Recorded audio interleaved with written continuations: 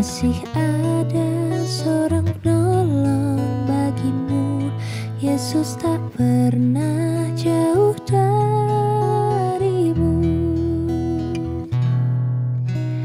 Bila cobaan menggodai hatimu, bila sengsara menimpa keadaanmu, ingat Yesus takkan pernah jauh darimu. Dia selalu pedulikan kamu. Berseru memanggil namanya, berdoa dia akan segera menghampiri dirimu. Percaya Yesus tak jauh darimu, dia hanya sejauh doa.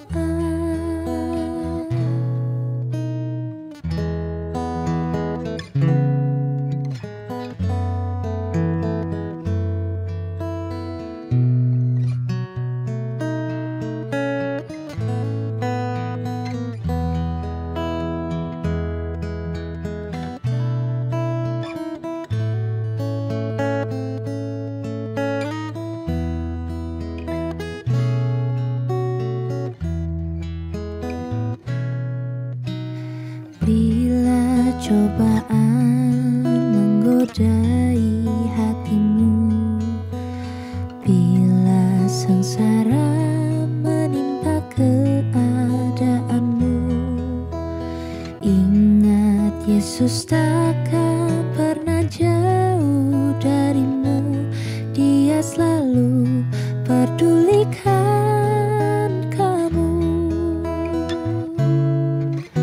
Berseru memanggil namanya, berdoa dia akan segera menghampiri dirimu. Percaya Yesus tak jauh darimu, dia hanya sejauh doa. Berseru memanggil namanya, berdoa dia akan segera menghampiri dirimu. Percaya Yesus tak jauh darimu, dia hanya sejauh doa. Dia hanya sejauh doa. Dia hanya sejauh doa.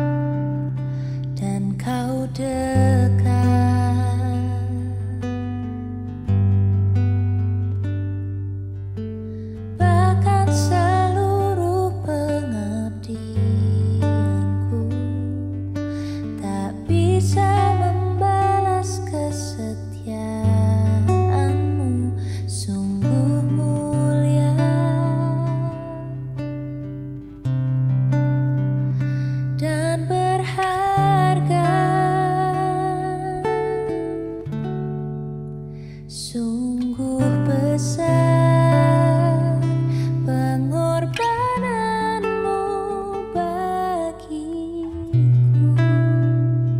terlalu dalam untuk dimengerti.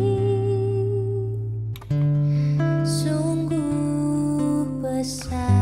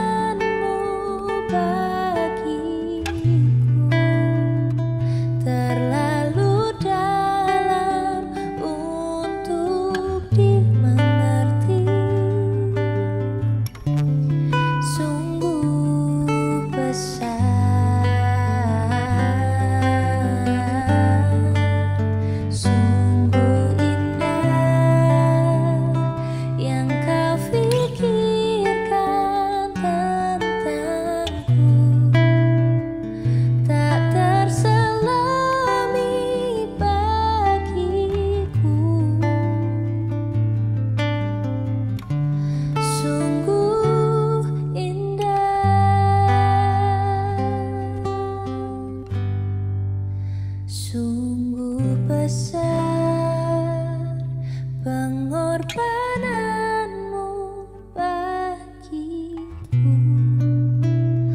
terlalu dalam untuk dimengerti.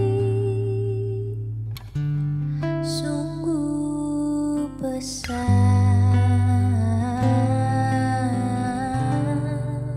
sungguh indah yang kau pikirkan tentangku, tak terselami bagiku. Sungguh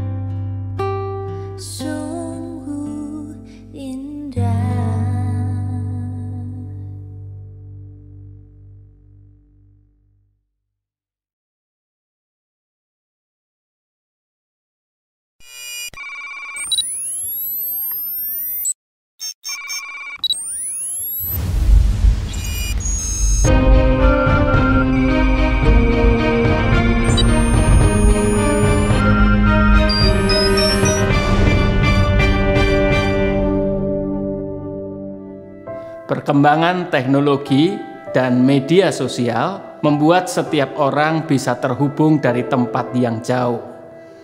Statistik menunjukkan bahwa setiap harinya kita beberapa jam hadir di dunia digital. Karena itu, penting juga bagi gereja untuk hadir di dunia digital dengan lebih nyata. Selain itu, baik itu karena pandemi maupun tidak, bentuk gereja hari ini dan hari depan tidak bisa mengesampingkan pelayanan dalam jaringan atau online. Kesadaran ini membuat kita mulai melakukan pembinaan dan penjangkauan melalui media digital dengan sungguh-sungguh. Oleh karena itu, Emmaus membentuk suatu badan pelayanan baru yang bertujuan untuk memberkati jemaat dan masyarakat melalui media komunikasi dan informasi digital. Badan pelayanan ini disebut dengan Emmaus Digital Ministry. Kedepan, tim ini akan menghadirkan konten-konten yang membangun kerohanian kita semua. Setiap akun media sosial GKI Emmaus juga akan berinteraksi dengan jemaat semua, supaya jemaat tetap bisa merasakan kehadiran gereja meskipun masih di rumah, atau ketika mengerjakan aktivitas-aktivitas lainnya. Dua akun media sosial yang pertama-tama akan dikembangkan adalah Facebook GKI Emmaus Surabaya dan Instagram GKI Emmaus Surabaya. Karena itu, jangan lupa untuk mengikuti Facebook GKI Emmaus Surabaya dengan cara seperti ini.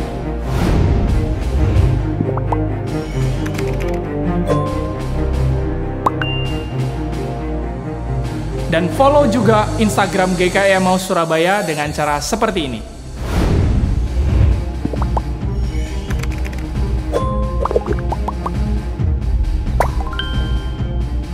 Kami juga mengajak setiap jemaat untuk mengambil bagian, melayani bersama dalam berbagai bentuk pelayanan.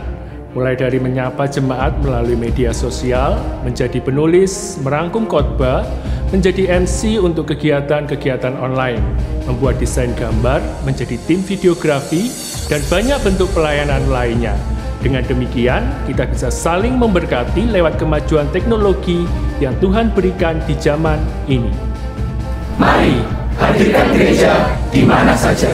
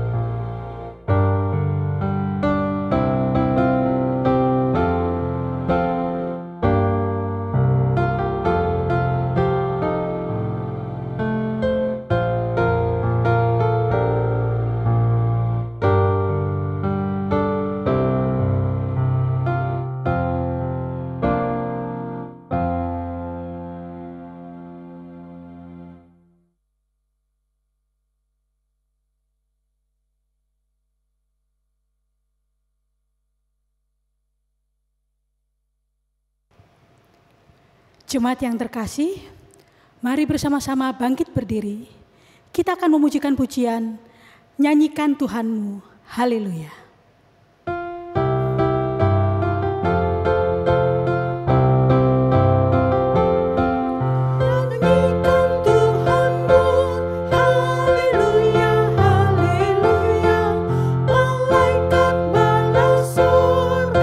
Semua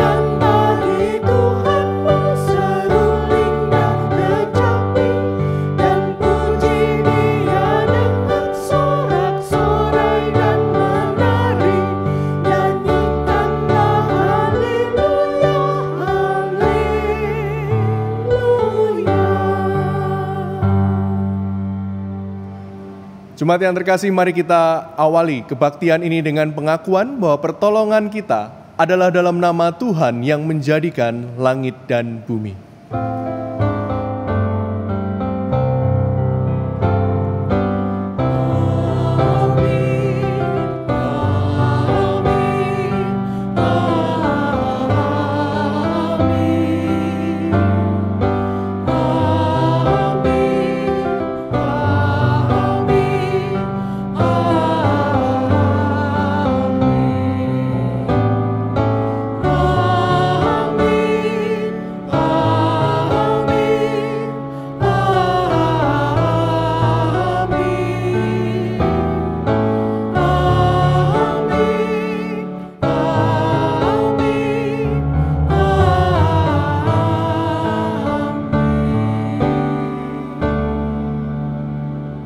Salam sejahtera bagi kita di dalam kasih dan karunia baik Tuhan. Tuhan menyertai kita. Ibu bapak saudara, hidup orang Kristen mesti dinyatakan dengan sungguh-sungguh. Ia yang dipanggil untuk mengasihi dengan sungguh-sungguh dan melayani dengan rajin, tidak boleh kendur. Layanilah seorang akan yang lain sesuai dengan karunia yang telah diperoleh tiap-tiap orang sebagai pengurus yang baik dari kasih karunia Allah. Itu disampaikan dalam surat 1 Petrus pasalnya yang keempat ayat yang 10. Dan ini merupakan panggilan untuk melayani Tuhan dengan roh yang menyala-nyala.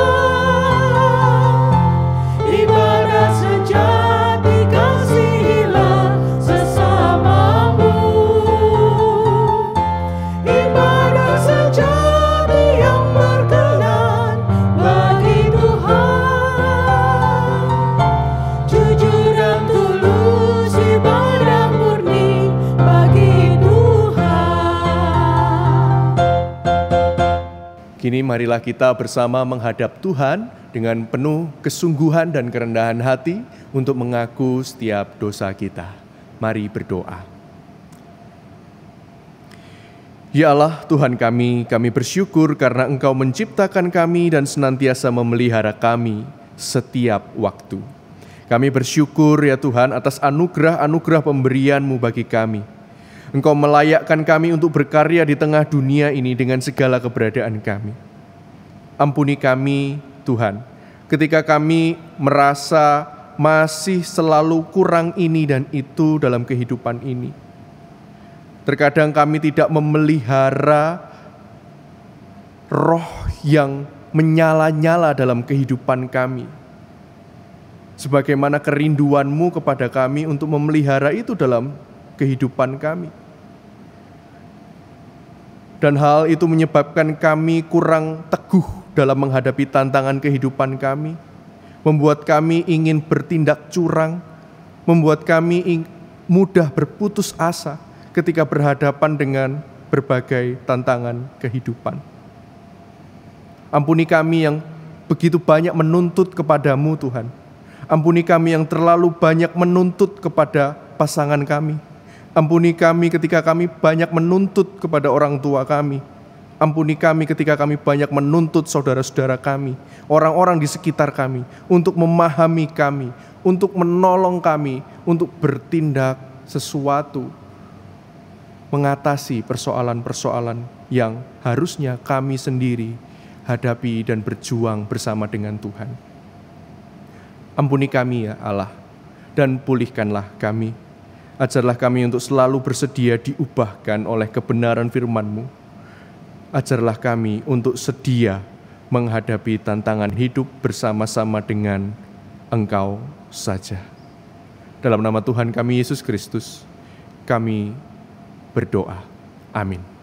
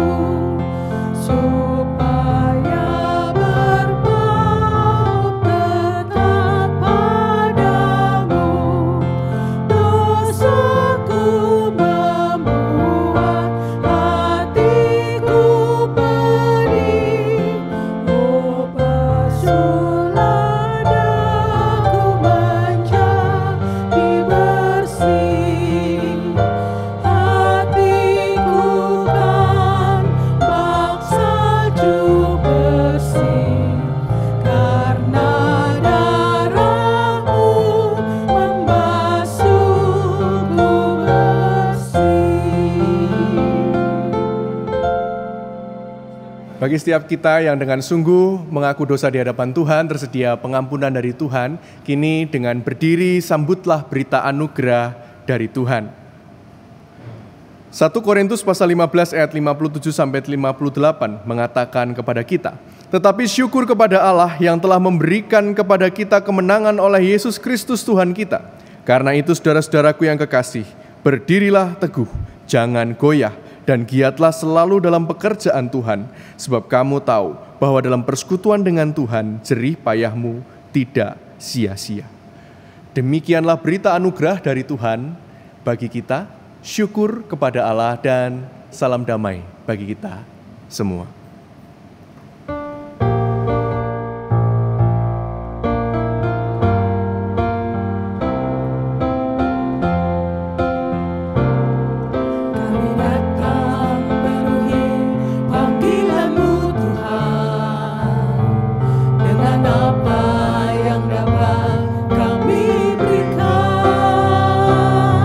Kami penuhi amanat agung-Mu.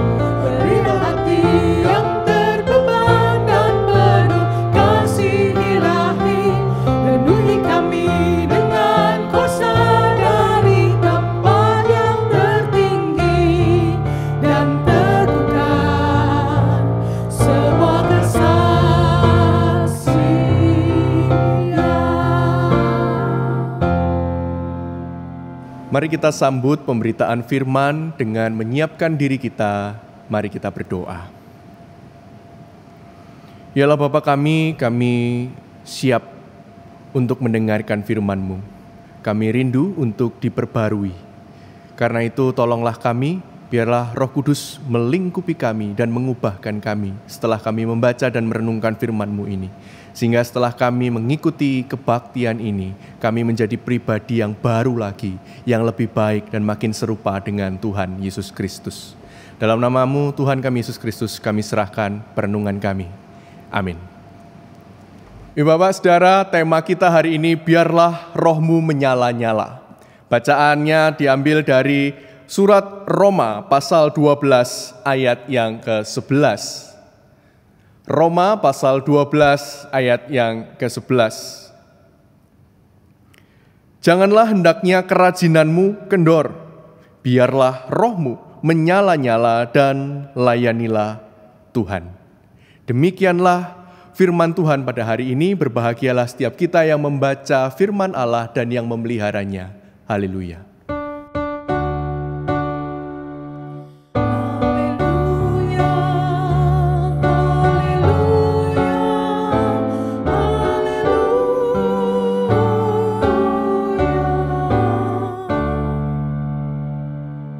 Saudara-saudara yang terkasih, dalam sebuah persidangan, seorang petugas palang kereta api dinyatakan bebas dari tuduhan karena ia sudah menggerak-gerakkan lentera pada malam terjadinya kecelakaan itu. Gara-gara palang kereta api macet di sebuah jalan yang sepi, sebuah bus pariwisata ditabrak oleh kereta api. Akibatnya puluhan penumpang bus tewas dan lainnya menderita luka parah. Semula, si petugas palang ini dipersalahkan, menjalani status sebagai tersangka, sebab dia tidak berusaha menghentikan bus tersebut ketika akan melintasi rel kereta api yang tak terjaga lagi. Namun di pengadilan, sang petugas itu menjelaskan dengan meyakinkan bahwa ia sudah menggerak-gerakkan lenteranya untuk menjaga bus pariwisata itu agar terhindar dari kecelakaan naas itu. Namun bus tetap melaju sehingga tabrakan maut tak terhindarkan lagi. Pengadilan menyatakan ia bebas dari salah. Anehnya, sang petugas ini tidak merasakan damai di dalam dirinya.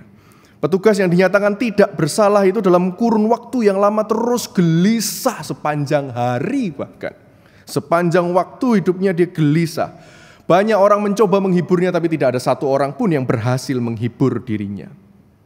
Orang-orang akhirnya berkesimpulan, oh ya mungkin ia mengalami trauma atas kejadian yang begitu luar biasa itu. Sampai akhirnya kemudian suatu hari ia memilih untuk datang ke kantor polisi. Dan ia kembali menceritakan apa yang terjadi di malam itu. Sebenarnya tidak banyak cerita yang berubah, ia hanya menambah sedikit keterangan pada penjelasan di persidangan. Tapi itu membuat ia patut dipersalahkan. Mengapa?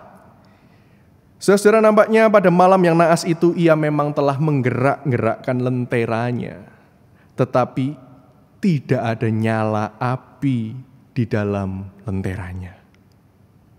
Lentera itu menjadi tidak berguna. Saudara, demikian pula dalam kehidupan kita sebagai umat Tuhan. Sering kali dan banyak kali kita bisa temukan seorang umat Tuhan. Dia berpuas diri saat ia ditanya apakah ia aktif melakukan pelayanan di gereja. Apakah ia aktif melakukan karya di masyarakat? Lalu ia akan puas ketika ia dapat segera menjawab, oh ya jelas, oh aku pelayanan, aku pernah pelayanan, bahkan aku sibuk pelayanan. Apa saja pelayanan yang pernah kamu lakukan? Wah, macam-macam. Semua aku bisa kerjakan dengan baik. Pelayanan di dalam lingkup gereja maupun di lingkup masyarakat yang luas. Melayani secara aktif seperti jawaban-jawaban yang saya sampaikan tadi dengan karunia-karunia yang telah diberikan Tuhan itu baik adanya. Dan itu juga yang dikehendaki oleh Tuhan. Namun Rasul Paulus mengingatkan agar kita mendasarkan setiap gerakan kita itu dalam kasih kepada Kristus dan juga dengan roh yang menyala-nyala.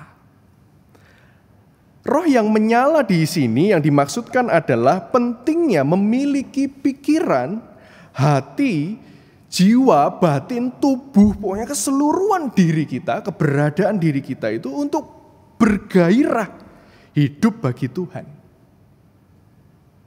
Dan untuk memilikinya itu hanya dapat terjadi ketika kita mau membuka hati kita untuk selalu terhubung, selalu dikobarkan akhirnya juga oleh Roh Kudus yang tinggal di dalam diri kita. Seorang yang mau terhubung dengan Roh Kudus, terhubung dengan Tuhan, dan akhirnya dikobarkan oleh Roh Kudus akan dimampukan untuk aktif melayani, bahkan mungkin sibuk melayani, menjadi cakap dan kreatif dalam mengerjakan pelayanannya. Tapi bukan hanya dua hal itu, yang terlebih lagi, seorang yang mau terhubung senantiasa pada Tuhan akan memiliki hati yang layak di hadapan Tuhan untuk mengerjakan setiap pekerjaannya Tuhan dan bukan pekerjaannya sendiri. Bagi Tuhan Yesus pun tidak ada pelayanan yang dinilainya terlalu kecil sehingga dia tidak sudi memandangnya. Mari kita ingat kembali sebuah kisah sederhana, sebuah langkah pelayanan sederhana, tapi sangat jelas yang dilakukan oleh ibu mertua Petrus dalam Matius 8 ayat 14-15. Dikatakan di sana, setibanya di rumah Petrus, Yesus pun melihat ibu mertua Petrus terbaring karena sakit demam. Maka dipegangnya tangan perempuan itu, lalu lenyaplah demamnya. Perhatikan kemudian, ia pun bangunlah dan melayani dia. Saudara-saudara, apa yang dilakukan oleh seorang perempuan senior tanpa persiapan yang memadai? Mungkin kita bisa menyebutnya hanya menyiapkan makanan ringan dan minuman untuk Yesus. Hal ini secara detail memang tidak dijelaskan di dalam Alkitab, karena bukan itu yang menjadi penting untuk kita perhatikan. Tapi yang terpenting adalah setelah peristiwa penyembuhan mertua Petrus oleh Tuhan Yesus, ada respons dari si pasien untuk segera melayani Tuhan Yesus. Mengapa ia melakukan itu? Karena ia menganggap hal ini perlu dilakukan, harus dilakukan, dan sangat wajar ia lakukan. Tentu saja dengan sebisanya, dengan sederhana, tapi dengan penuh kesungguhan dan syukur. Ada roh yang menyala-nyala dalam hatinya untuk mengerjakan karya layanan yang sederhana itu.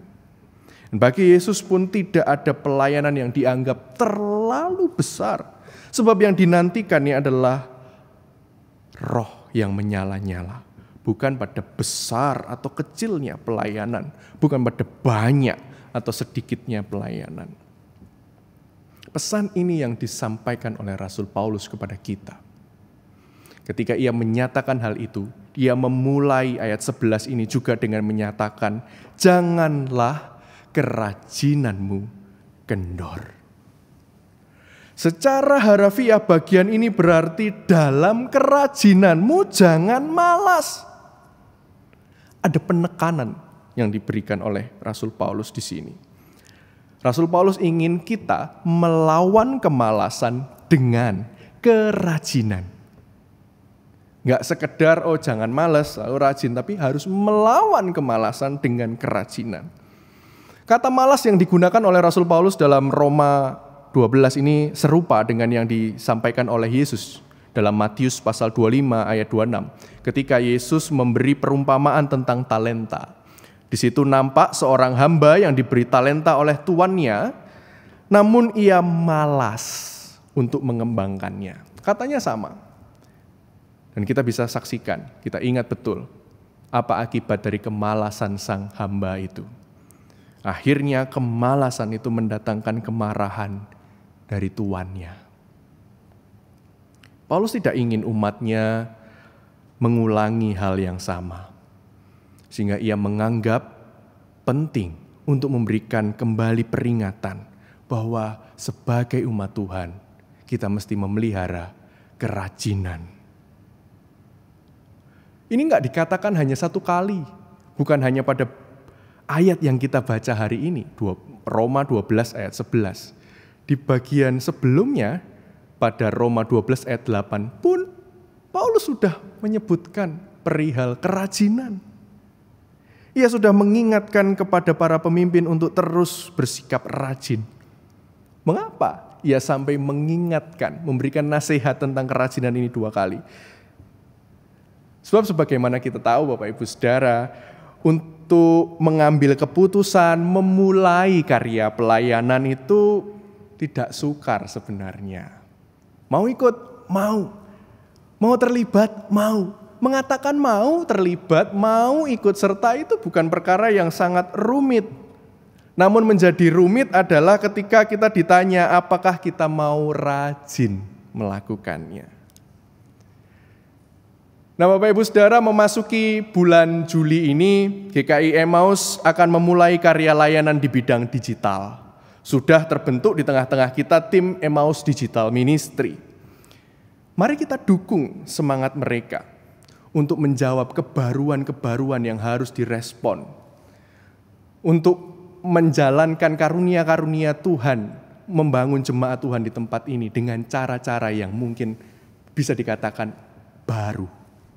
Nah mari kita dukung mereka, bukan hanya untuk memulai, tapi dukunglah mereka untuk terus rajin menjalankan setiap karya layanan ini.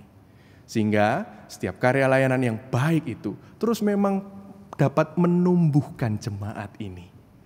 Sehingga kita bersama-sama boleh menikmati karya layanan itu, bahkan kita pun bisa turut serta dengan gembira masuk dalam karya layanan digital, membagikan kabar sukacita lebih luas melalui media-media yang juga akan digarap oleh teman-teman Emmaus Digital Ministry. Kerajinan adalah suatu yang perlu kita perjuangkan, bukan hanya oleh tiap pribadi kita, bukan hanya oleh kelompok digital ministry saja, bukan hanya oleh majelis jemaat saja, tapi mesti dipelihara bersama-sama sebagai persekutuan.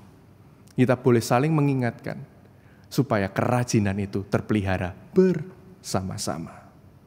Kerajinan dan roh yang menyala-nyala akan menolong kita sebagai umat Tuhan, persekutuan umat Tuhan dan masing-masing pribadi umat Tuhan itu siap menjumpai macam-macam tantangan dalam pelayanan yang dapat membuat kita mungkin mengalami kekeliruan dalam melakoninya.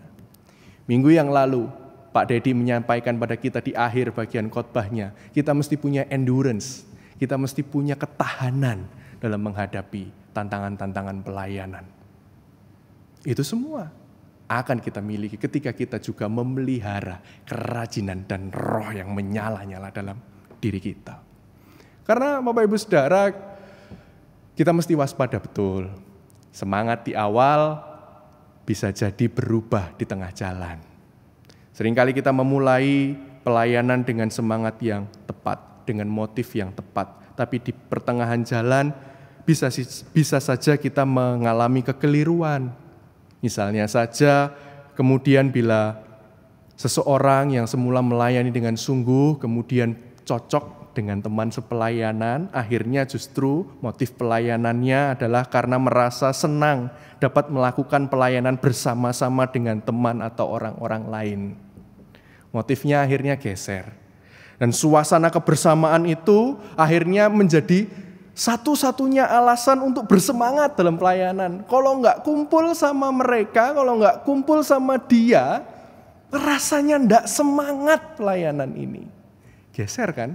Tadinya semangat betul melayani Tuhan, geser jadi ditentukan oleh ada atau tidak adanya orang-orang terdekat atau kelompok-kelompok terdekat. Tapi tentu saja semangat yang mengandalkan dari keberadaan orang-orang terdekat itu adalah semangat atau roh yang menyala namun sifatnya sementara. Semangat ini pasti mudah redup.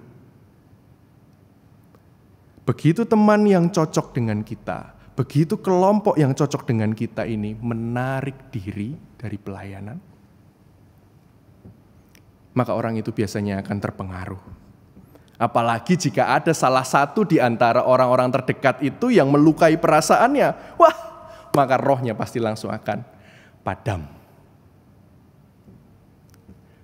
Kemungkinan yang lain juga ketika orang memulai layanan dengan semangat pelayanan yang tepat, mengabdi pada Tuhan karena sudah begitu besar kasih karunia yang ia rasakan, bisa-bisa bergeser fokus atau motif pelayanannya. Ia mulai kemudian lebih fokus, apakah diriku diapresiasi atau tidak. Ketika orang berfokus pada apresiasi dan mendapat respon positif dari berbagai pihak, misalnya katakanlah tim musik mendapat tepuk tangan setiap selesai mempersembahkan 1-2 lagu di tengah kebaktian hari Minggu, maka ia akan bersemangat. Atau ketika nama dan foto kita terpampang dalam majalah atau akun media sosial gereja setiap selesai menjalankan tugas atau pelayanan tertentu, wah, timbul roh, timbul semangat. Tapi jika hal-hal itu mengobarkan semangat pelayanan kita, maka yakinlah suatu saat kita pasti akan merasa kecewa. Roh yang menyala itu bisa juga padam. Sebab ternyata ada tim musik lain yang memiliki permainan musik yang lebih lihai dan mendapatkan tepuk tangan yang lebih meriah. Juga mungkin ada kalanya karya pelayanan kita tidak terekam oleh kamera, tidak terekam oleh akun media sosial, sehingga tidak dipublikasikan. Dan akhirnya kerajinan pun kendor. Contoh-contoh ini menunjukkan bahwa semangat pelayanan kita di awal bisa begitu menyala. Kalau tidak kita rawat, semangat pelayanan ini bisa begitu rapuh.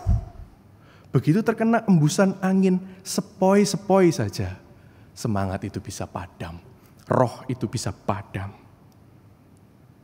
Tanpa kita memelihara roh yang menyala-nyala, tanpa kita memelihara hubungan yang terus-menerus dengan Sang Roh, yaitu Tuhan. Ada banyak pijakan palsu yang dapat menggoyahkan semangat pelayanan anak-anak Tuhan. Hari ini kita diingatkan Rasul Paulus meminta jemaat di Roma dan kita saat ini untuk melayani Tuhan dengan rajin dan dengan roh yang menyala-nyala. Sebab ia ingin ada standar hidup yang baru yang dimiliki oleh pengikut Kristus. Dan sebuah standar yang baru itu harus terus dikembangkan menjadi suatu kebiasaan. Kebiasaan yang terus menjadi identitas. Pengikut Kristus itu adalah orang yang rajin. Mengikut Kristus itu adalah orang yang bergairah, punya roh yang menyala-nyala.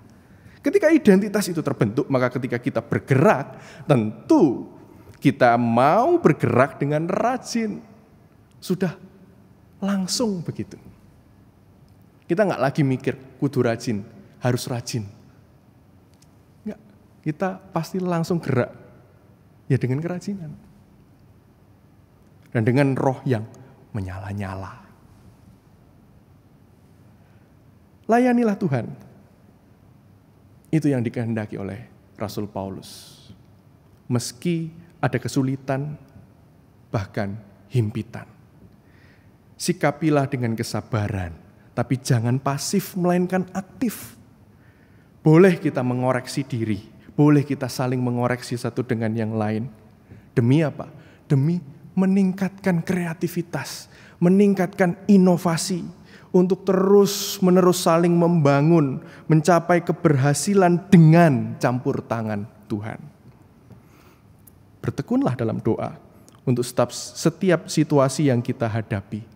Terlebih di saat-saat ini mungkin yang membuat kita merasa, kok serba terbatas. Bergereja terbatas, bekerja terbatas, bersekolah terbatas.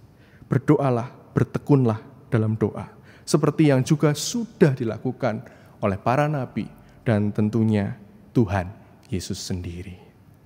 Mari kita pergunakan waktu yang ada ini untuk senantiasa bersyukur dalam wujud-wujud pelayanan kepada Tuhan, entah di gereja maupun di tengah masyarakat. Sebab kasih karunia Tuhan sudah menyelamatkan, memelihara, menolong kita, dan bahkan tinggal di dalam diri kita. Dan kasih karunia-Nya selalu baru tiap pagi. Mengapa kita tidak memiliki roh yang selalu menyala-nyala setiap hari?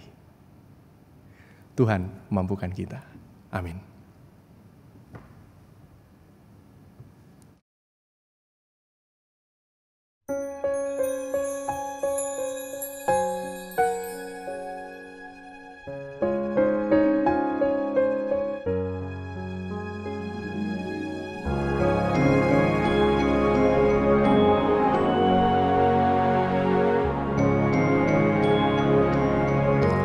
Selamanya.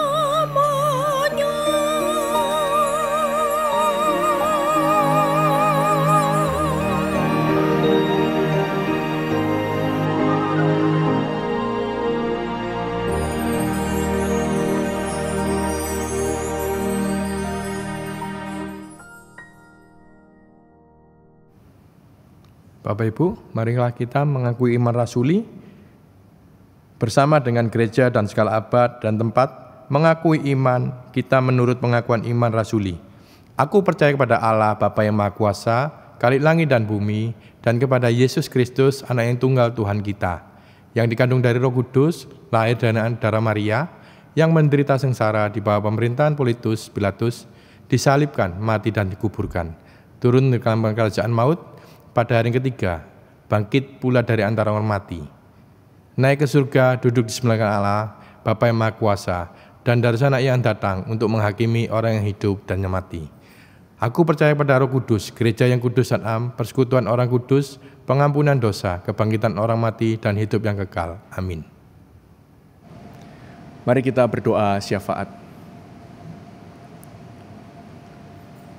Ya Allah Bapa kami sungguh bersyukur karena kami telah kembali mendengarkan firman-Mu. Kiranya firman ini sungguh meneguhkan kami dan menuntun langkah kehidupan kami selanjutnya. Saat ini kami bersama-sama sebagai umat Tuhan, kami mau berdoa bersama. Kami berdoa untuk setiap kami Tuhan. Engkau kiranya melingkupi setiap keluarga yang ada di gereja ini. Engkau yang melindungi setiap kami, memampukan kami untuk menjadi pelaku-pelaku firman-Mu. Berdasarkan setiap perenungan yang telah kami lakukan bersama tadi. Bimbinglah setiap kami sebagai anggota bagian keluarga untuk terus juga saling membimbing. Karena di tengah-tengah keadaan seperti ini, maka kami sebagai anggota keluarga adalah orang-orang yang paling tepat untuk saling membimbing satu sama lain. Tolonglah kami, mampukanlah kami. Kami saat ini juga berdoa bersama Tuhan untuk saudara-saudara kami yang sedang ada dalam kondisi tubuh yang lemah, mereka yang sedang sakit, mereka yang sedang terbaring lemah, baik mereka yang sedang terpapar COVID-19 maupun mereka yang memiliki sakit yang lain.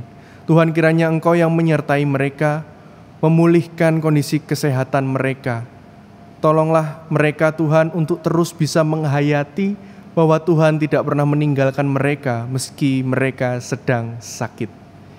Sertai setiap keluarga yang mendampingi pula, kuatkanlah mereka, berikan mana mereka juga kesabaran untuk mendampingi saudara-saudara kami yang sedang lemah tubuh. Kami juga berdoa untuk setiap tenaga kesehatan yang hari-hari ini terus berjuang untuk memulihkan keadaan pandemi ini. Mereka yang berjuang memulihkan kesehatan saudara-saudara kami yang dirawat karena COVID, ataupun mereka tenaga kesehatan yang berjuang di dalam laboratorium untuk menemukan obat yang paling tepat, menemukan vaksin yang paling pas untuk mengatasi segala sakit yang sedang menerpa bumi kami ini. Berkati mereka, sertai mereka. Kami juga berdoa Tuhan untuk pemerintahan kami. Berkati setiap orang yang terlibat di dalam pemerintahan, presiden, para menteri, kepala wakil rakyat, biarlah mereka boleh dengan sungguh-sungguh kembali mengingat keberadaan diri mereka yang harus memperjuangkan kepentingan bersama, kepentingan rakyat, bukan kepentingan diri mereka sendiri ataupun kelompok mereka sendiri. Berkati mereka sehingga mereka boleh dengan serius mempersiapkan penanganan-penanganan untuk pandemi maupun untuk memelihara dan mengembangkan negara ini. Kami juga berdoa Tuhan untuk kota kami, Surabaya, provinsi kami, Jawa Timur, yang Kau juga tahu Tuhan betapa provinsi dan kota kami ini menjadi salah satu yang cukup masif persebaran COVID-nya. Tuhan lindungi kota kami, lindungi provinsi kami. Biarlah kami bersama-sama cepat berpulih dan keadaan menjadi lebih baik bagi setiap kami juga. Kami berdoa kalau kami dalam kehidupan hari-hari ini memasuki masa-masa persiapan-persiapan, ada banyak-banyak prosedur, protokol kesehatan yang harus kami jalani. Ajarlah kami untuk disiplin Tuhan, menjaga hidup bersih dan sehat dalam kehidupan kami sehari-hari. Berikan kami kedisiplinan untuk mematuhi anjuran-anjuran yang diberikan oleh para ahli dan pemerintah. Sertai juga setiap negara yang ada di bumi kami ini. Lindungi kami dengan perdamaian Tuhan. Jauhkan kami dari prasangka-prasangka negatif terhadap orang-orang yang mungkin termasuk orang di luar kelompok kami. Tolong kami Tuhan untuk bersikap adil dan bijak di tengah kehidupan kami sehari-hari. Tolonglah juga agar kami sebagai umat-Mu mau memperjuangkan keutuhan ciptaan di bumi yang Kau ciptakan baik adanya ini. Sehingga bumi ini terus dapat menjadi tempat yang baik untuk dihidupi setiap ciptaan. Hingga pada saatnya nanti, Engkau akan membuat segala sesuatunya menjadi baru. Dalam nama Tuhan kami Yesus Kristus kami serahkan doa kami, dan kami mau mengakhiri syafaat kami dengan doa yang Kau ajarkan pada kami.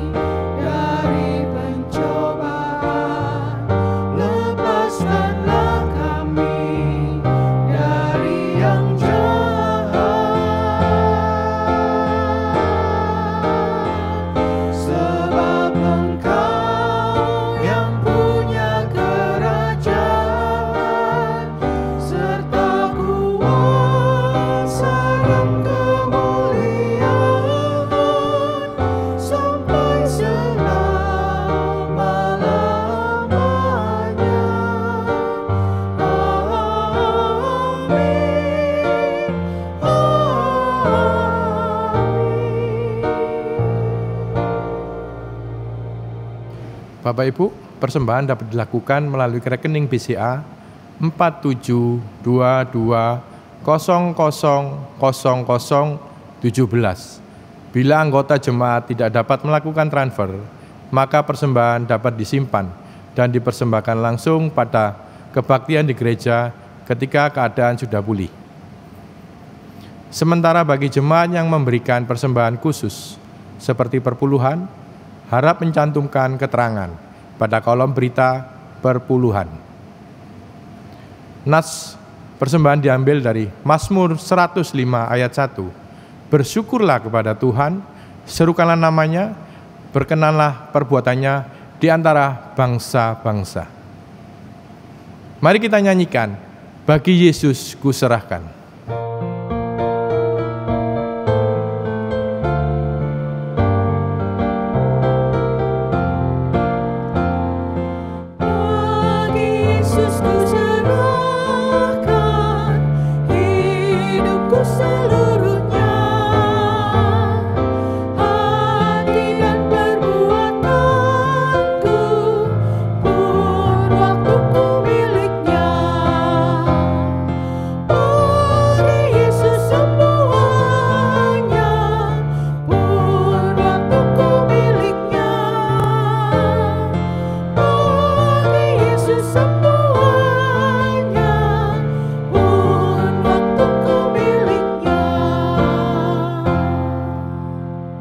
Bapak Ibu terkasih, mari kita berdoa. Bapa dalam surga, terima kasih Tuhan atas kasih-Mu Tuhan. Engkau masih izinkan kami memberikan yang terbaik untuk Engkau ya Bapa. Biarlah Engkau kuduskan dan sucikan persembahan yang kami kumpulkan ini Tuhan. Biarlah Engkau pakai Tuhan untuk kemuliaan nama-Mu, membangun kerajaan-Mu lewat gereja kami Emmaus Tuhan. Terima kasih Tuhan Yesus, haleluya, amin.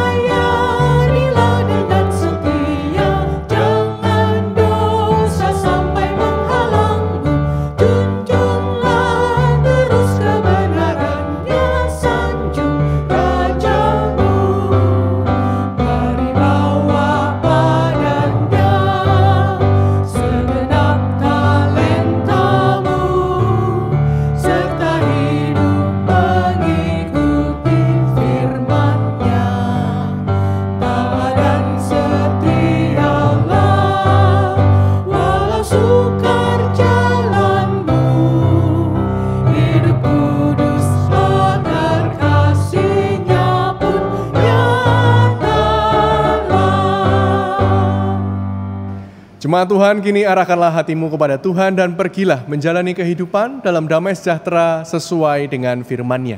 Dan kini terimalah berkat Tuhan. Kiranya damai sejahtera, cinta kasih dan perlindungan dari Allah Bapa, Anak dan Roh Kudus menguatkan dan meneguhkan kita semua untuk menjalani hidup dengan roh yang menyala-nyala dari hari ini sampai selama-lamanya. Amin.